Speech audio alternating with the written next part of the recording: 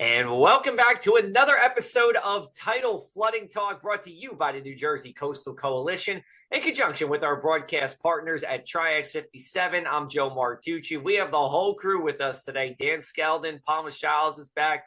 Palma was battling an illness for a while here, and Palma, I feel like every day someone's telling me that they have the flu or something, or laryngitis. And it seems like two things with whatever sickness is going around. One, people can't talk. And two, it's just hanging around for a while. Yeah, it was really bad for me. Like that's probably the sickest I've been for such like a long period of time. I had the flu for like a week and then it turned into this respiratory thing that would not just go away on its own. So I ended up taken some medicine and it's still hanging around like a sinus thing, but whatever. I feel like a functioning human again. So well, that's good. We're glad you're a functioning human today. We really appreciate that. But we're glad that you're better and you're here back with us, and we'll have you for the rest of the year, of course. Dan, I think you've been staying healthy, right? Yeah, the rest of my house has been sick. I, knock on wood, somehow I've been avoiding the stomach bug that has circulated around our house and a pretty bad cold. So far, so good. Hope I'm not jinxing it. All right. Only the strong survive, right, Dan? So they say. That's what they say. All right. Nothing about illness for today. We're going to talk about what we talk about best, and that is tidal flooding and coastal resiliency. And we are super excited to bring on Pedro Lomonaco. He is the director of the Hinsdale Wave Research Laboratory at Oregon State University in Corvallis, Oregon. He is an engineer by trade, and we came across his work on Instagram. I think it was Palma, if I remember correctly. I think she sent me this, I'm going to say it was viral, this viral post of these huge waves that you were generating and having them go into houses that were raised and not raised and seeing what the impacts were. And we said, we got to talk to this guy. And 3 months later, we're talking to him. So Pedro, welcome to the show, and thanks so much for being on here. Thank you for having me, and I'm happy to be here with you.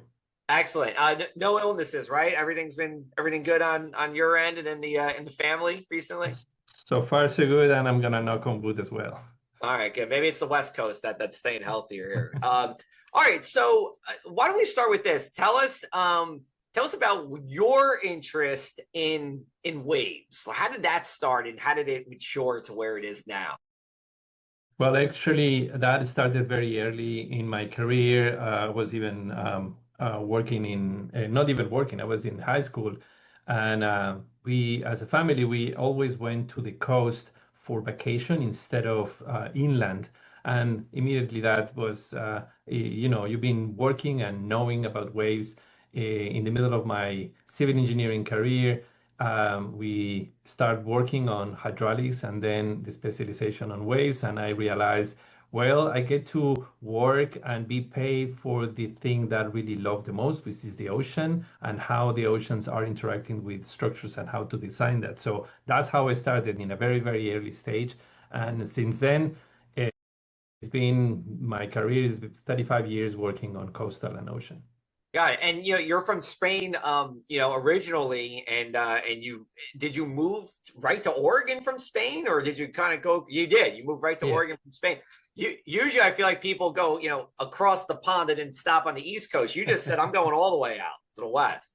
Yes, I was running a laboratory there in Spain, where we get to design and build that laboratory, and then the opportunity of being the director here at Hinsdale showed up, and we were in a stage in my career that it was the right step to go. My daughters were still young enough, so we could do the jump, and then went beyond crossing the Atlantic. We went all the way to the other coast.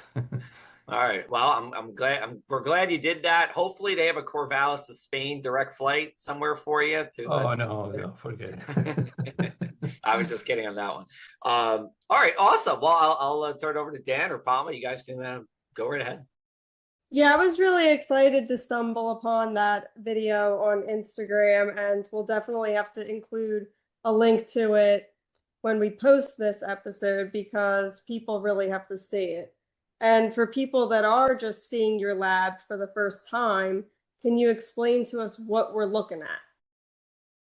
Yes, there is a number of labs in the world. We've been in these industry. It's not really an industry. These space of science and engineering, which is physical model testing, meaning we are physically creating the waves and testing the structures in the lab. And there are different shapes and different options there where you can find around. But in particular, our lab is made of two large facilities, are actually the facilities that can produce the largest waves in the US, which is something that we still want to keep that way. And in this case, what we have to do is to reduce the scale of what we are testing. We reproduce the conditions of the oceans. Of course, we cannot make those 10-meter waves or tsunamis the size that you see are happening in nature. We reduce the scales, but we try to stay as big as possible so physics still is valid. And then what we do is we study how the waves propagate. We measure, we have different ways of measuring and different techniques on building what is gonna be in the ocean and how that responds to the action of those waves. So the conditions and the type of experiments that we do is changing every time. It goes from studies of sedimentation, studies of coastal structures and inundation, tsunamis, and you name it. What we tend to say is that we have an open box where we build things to represent what happens in nature, and then we everything that can go in the ocean or in the water, including in some occasions rivers and lakes. We probably, over 53 years of testing at Hinsdale, we probably have already tested. So Pedro, how big, I mean, obviously you have to reduce it just for practicality purposes. How big is your laboratory space? It is, by any chance, are we kind of glancing into it? Is that it behind you in the window? What you see behind me is is one of the buildings, is the building that hosts the large wave flume. That is about 400 feet long, and the width I don't really know, but maybe is something like 100 feet wide. And the flume itself is about the size, a little bit longer than the size of football fields, so people can picture how it is. And the size of the waves we can generate in the flume is the largest wave is about the size of a person, 6 foot, about this is the maximum size, which represents in some places like lakes or sheltered areas, full-size waves that we are testing here. The other building that you don't see, which is in the other side, it hosts the directional wave basin. That is the facility that you see in the Instagram post and many other places. And that is about the size of an Olympic swimming pool. The size of the waves is about half of what we can do in the flume, but the difference is that we can generate waves with different directions coming from a range of directions that happens and represents more accurately what happens in the ocean. So I want to get to the research, but I have to ask, how do you actually like set what kind of waves you want? Is it like a dial that you turn? Is it a computer program? Like, how does that work? Well, it's a computer program. Okay. Nowadays, the technology to generate those waves have evolved, and the machines that produces those waves also have changed. And nowadays, we are able to produce very accurately those conditions. Depending on the experiments, we produce waves that are set to study what is the impact of the changes on those waves into the structures that we are studying. So those are more fundamental type of research. Other type of experiments says like, we have measured this wave in this location, and we want you to reproduce those conditions as they are, but in a reduced scale. For example, the project that we are doing as we speak in the basin is like that. So we set those conditions based on a computer program, but the definition of those wave conditions are the ones that are coming from either the research or the specific conditions in the place we are reproducing those waves. Huh. Very interesting. All right, we're going to take our first break here. We'll come back on the other side here on Tidal Flooding. Atlantic City Restaurant Week, reimagined. Join us this March for the month-long culinary celebration, showcasing the city's diverse and vibrant dining scene, offering a delicious opportunity for both locals and visitors to savor the best of Atlantic City's flavors. Taste Atlantic City's 48 blocks of endless flavor.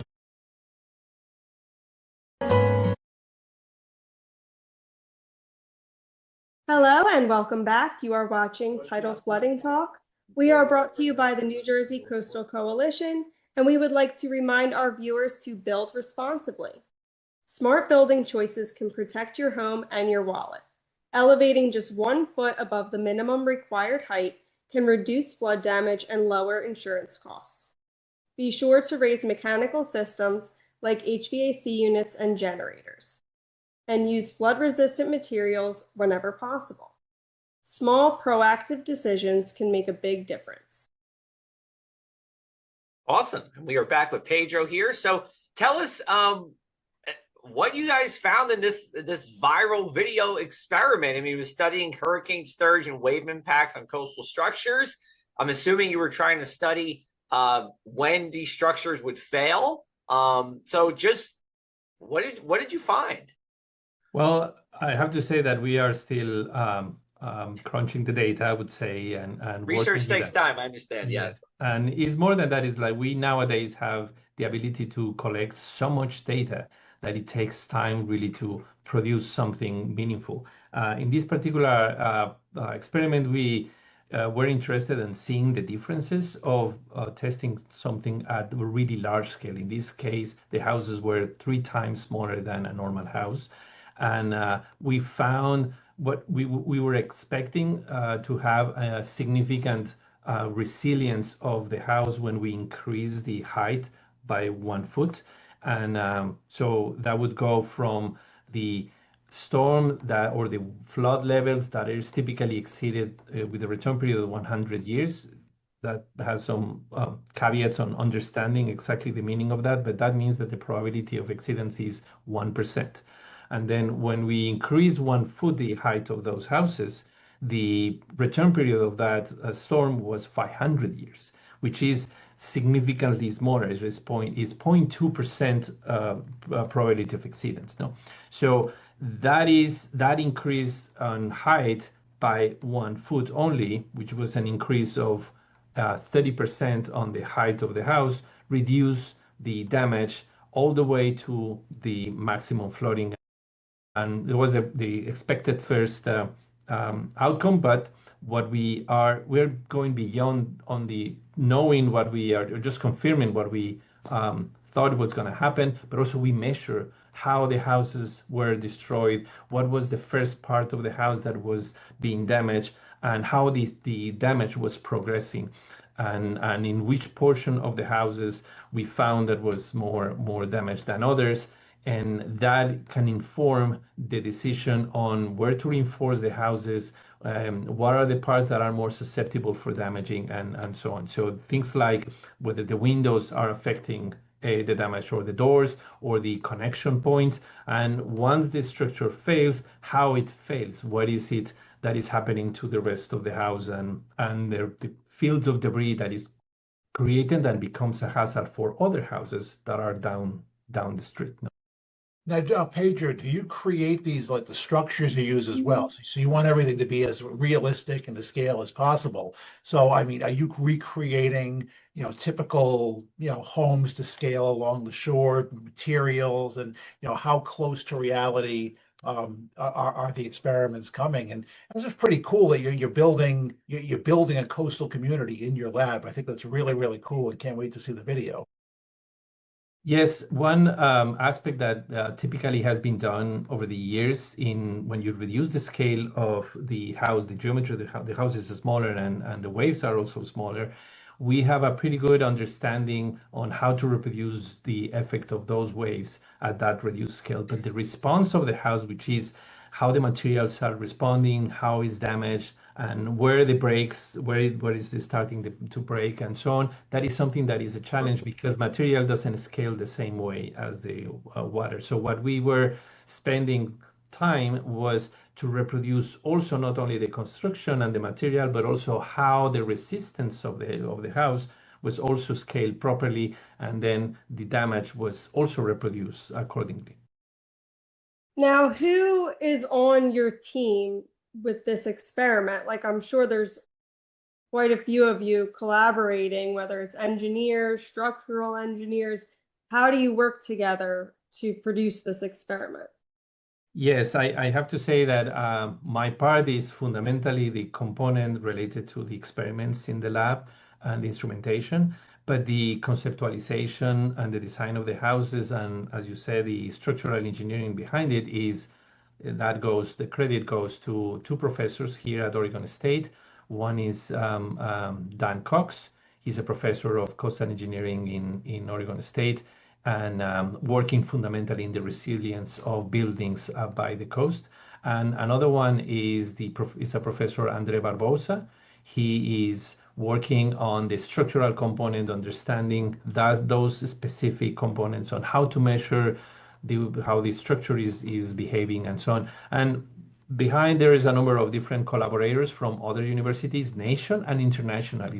During the experiments that we did, we had people coming from Germany, Japan, Korea, and Spain as well. So there was a larger, I'm sure I'm missing somebody, but we have a really large cohort of people attending and contributing to the project. This type of project, because of the impact you can imagine, is surrounded by grad students, undergrad students, professors, and also technicians from the lab. Probably at the end, maybe 25 or 30 people were involved in the whole project.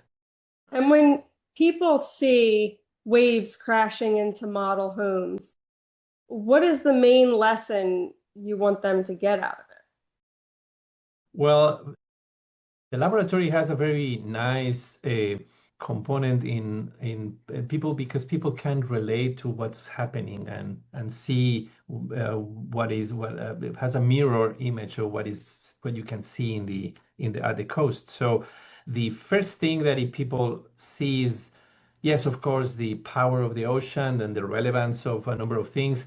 But the other thing is what they learn is you get a better insight of the processes. So you get to see things really close. Sometimes when it was by chance, it happened that after our experiments, there was these damage on a series of houses in North Carolina, in Rodante and so on. It was the images that we saw there were identical to what we saw during the experiments, and the response of the houses were basically the same. So that impact is for us what we try to convey to not only the students and professors from the scientific perspective, but also for the general public and decision makers. It's like we have the ability to understand the process, and we don't have to wait for the storms to come and produce damage in our communities. We can do it and understand it beforehand. And that is one of the takeaways that we want to have, the impact we want to have in the public and students.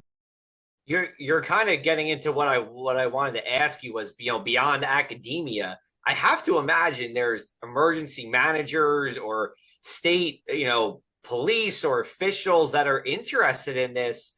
What have your conversations been like for them? And is this something that you provide as a public good, or is this something that, you kind of make money off of?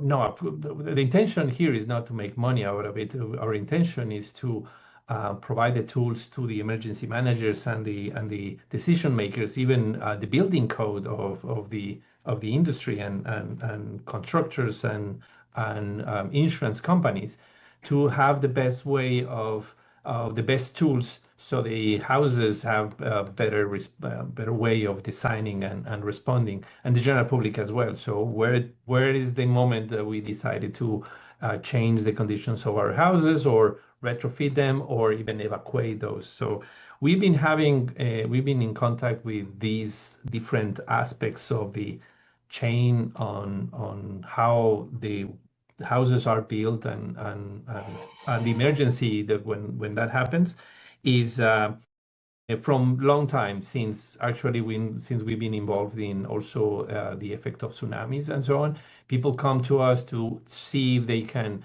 learn and what they can learn from our experience instead of trying waiting for the damage or the event to happen. Awesome. All right, we're going to take our final break here. We'll come back on the other side with Pedro Lomonaco. Thanks to the New Jersey Coastal Coalition, your flood insurance bills are lower and your streets safer from the reality of flooding. Since beginning in 2013, we build more resilient shoreline communities. Our member towns develop and share in best practices that anticipate future concerns and create flooding solutions. From our town-specific free web app for flooding information to our weekly Tidal Flooding Talk show, we focus on flooding 24/7. Visit www.njcoastalcoalition.com for more. Welcome back to this week's Tidal Flooding Talk. Final segment here with Dan, Joe, Palma, and we're talking waves with Pedro Lomonaco. I think it's so cool, though, that we talking off camera just now. Usually you have to wait for a natural disaster to see, how buildings are going to stand up to waves. I mean, you're being proactive and kind of modeling this and, kind of teaching. And I think it's really cool what you thought about like architects and building codes, and Palmer's probably getting chills too. Like, we can prepare ahead of storms with the research that you are doing. My question for you, Pedro, is, where does your research go from here? Like, what else do you want to explore that you haven't done yet? Good news is that from our perspective, that there is always things to study and to understand in the different processes. What we study and we test in the lab is not only buildings at the coast and how they are damaged. We tested other things. So it is there is a number of still chapters that we want to address. One of the chapters that we are starting barely is what you saw in those images of how the structures are responding, and we talk about it, and that's a very challenging aspect. But there is a number of elements that we haven't tested completely, like, for example, the foundations, how the foundation is changing because of erosion and the sand is moving. We didn't address that portion of the damage on the structures, and it was something that was significantly affecting the houses in Rodante, for example, in the last months.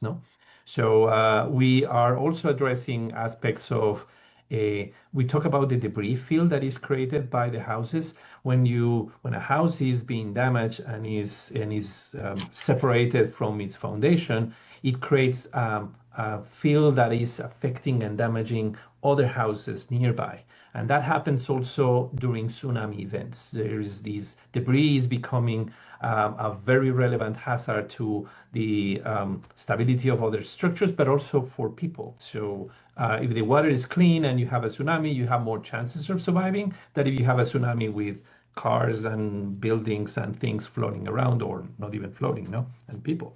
So that is an aspect that we are studying and trying to understand better. Predicting debris fields is very complex, and that is one of those components, and that we are exploring. And what we expect to keep on moving is that, besides something that we are learning from nature, how nature has been protecting itself over the years to these events. So nature has hundreds, tens of thousands of years to create a system that is resilient and naturally protected. And we are now learning from that. How can we use the lessons from nature to apply it in engineering and protect communities, which is more sustainable than basically concrete the whole world and the ocean and the coastline. So is something that we are expecting to work more in the future, is how to work with nature on protecting the coastline.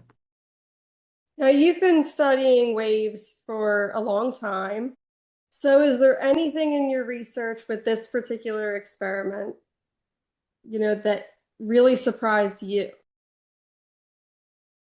Yes, we really have to go bigger with the waves than we anticipated first. That was a surprise. We realized that the system was significantly stronger. These houses were significantly stronger, not significant, but they were just stronger in comparison to what we anticipate. That was one surprise. Another surprise was where the house and how the house was tried. It was basically deforming and creating some walls were flying away, but still the house remained in place. And for example, the house that is elevated to the 100-year return period event, we just generated the largest wave we could, and we were unable to completely destroy it. It was total, of course, but we were not able to dislodge the second floor and create the field of debris. So we found that once the house changes its shape and the walls are falling, we call that breakaway walls. So when the walls are not withstanding the forces of the waves, then the waves just pass through and the forces are diminished significantly. So the house can remain in place for a longer time. And that is something that you actually see in nature, as long as the foundation survives. That is one of the elements. So those surprises, and another surprise I have to say is the number of views that we had in our video in Instagram. It was like, okay, my daughter was surprised that I was more influencer than her in a given moment. Yeah, you had 1.3, I'm looking now, 1.3 million likes on that post on August 8th on Instagram, and like 350,000 likes on Facebook, and so many comments, including us. And you got a few interviews out of it as well. So we'll look for more of those videos. You got to post more of those videos. You got whoever's in charge of the social. We'll look forward to it. All right, so we're gonna wrap up here the same way we do every week with the one thing we can't stop talking about: tidal flooding or otherwise. Dan, we'll start off with you. Oh, I'm just talking about with my family about our first ever get out of winter vacation. I don't like to miss winter storms, but we're hitting up Punta Cana in the not so distant future. So I'm constantly monitoring the weather for their weather, which is not in hurricane season when we normally go. So I think we're okay on that end, but hopefully getting out to Punta Cana, hoping that Mother Nature behaves herself. So that's what the skeletons are talking about. How much snow, like what's your threshold of you're going to regret going to Punta Cana level of snow? I'd say 6 or more.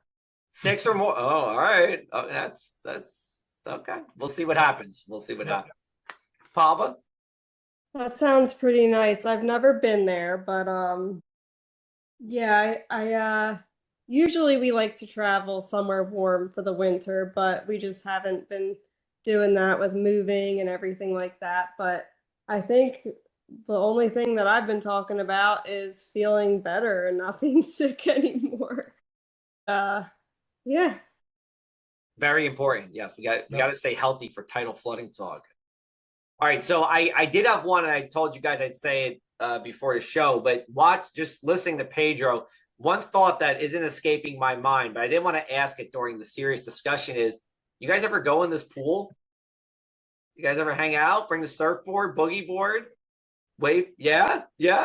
Well, it's a lot of paperwork that we have to deal with EHS and so on, but we have done studies on surfability and effects of wake swimming in these facilities. Okay. So yeah, as I mentioned, is that we have a space, we have the water, we can produce the waves. So it's just a matter of what we decide to do with those waves. And we have studied, and in the past, more people were swimming. Nowadays, we are more careful on what we do on the surfability of those waves in the facility. Yeah. Okay. But you're not occupying those houses, right? Yeah. Water is too cold, I have to say. It's not like in Punta Cana. No, yeah. we are not gonna get that water. All right, Pedro. We'll leave it off with you with the final word. What's one thing you can't stop thinking about or talking about? One thing that I can't stop thinking or that needs to be part of the conversation is this awareness of the communities on what is these processes of tidal floods and so on. It is something that will, the more people understand better how the ocean behaves, people will start making the right decisions on where to locate your houses, how to protect from flooding and so on. There is a compromise that we have to start making is sometimes it's better to stay away from those flooding areas than build your house just overlooking the ocean, which is normally nice, except when the storm comes. Yep. Awesome. All right. Well, we're going to wrap it up for this week's episode. Pedro, thank you so much. We really appreciate it. You can follow Oregon State Engineering. It's just at Oregon State Engineering on social media. On Instagram, they have a really cool page. You can check out the video that spurred this conversation there. It's from August 8th. But Pedro, thanks so much for the time. Thank you very much. Thank you, Pedro. Thank you Post much. more videos. Yes, we will. Thank you. And you're welcome to come here anytime.